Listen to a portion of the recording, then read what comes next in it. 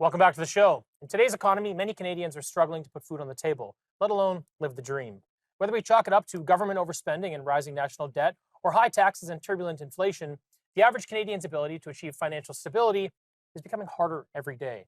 So, Sam, Can I ask you a question? shoot. What is the dream?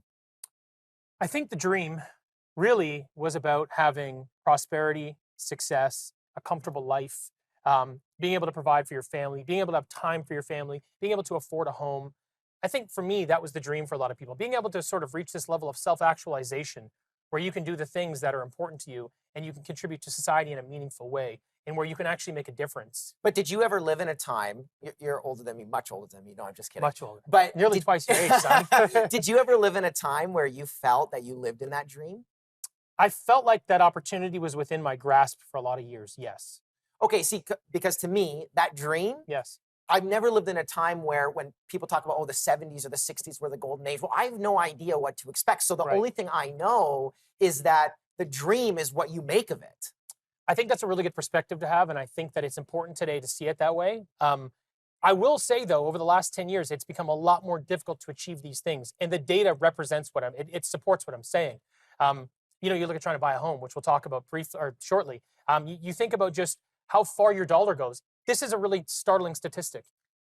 The average family of four, if you include debt, is losing about $8,000 a year because of the cost of living in Canada. That's alarming. That means every year things are just getting worse for you, no matter what. So you talk about living the dream, you can't even survive in this climate. And it's okay. So one of the questions that I had in my own head that I keep wrestling with is, was the prosperity of the Canadian dream a dream that was bound to die eventually? It could only be so good for so long before it just everything started catching up to us. Our debt started catching up to us. Like, how did we fund that dream? Was it funded on debt? Was it funded on rising inflation? What was it funded on? Well, I think when you look back, you kind of have to ask yourself, what's happened? Take the last 10 years.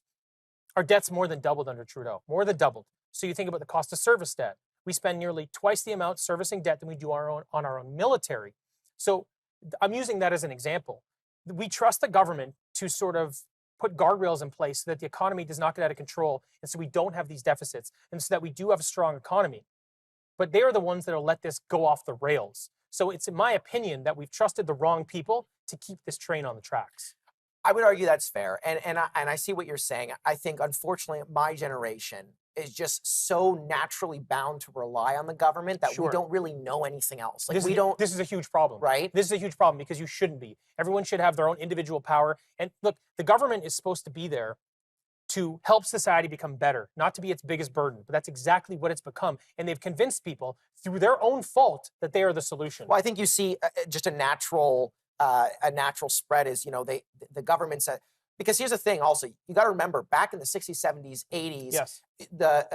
A private only society, like that alone left unchecked would not necessarily be the best thing either. I agree with you, but that's why you need these checks and balances. So we've seen Yes. these checks and balances come from the government, and now we're seeing it potentially arguably get overdone. Definitely got overdone. You should have, like I said, the government should be there to help society get better and to keep checks and balances. And because we do need social programs. Think about it this way. If capitalism is operating effectively, this is a macro idea. If it's operating effectively, the top 80% can make their way.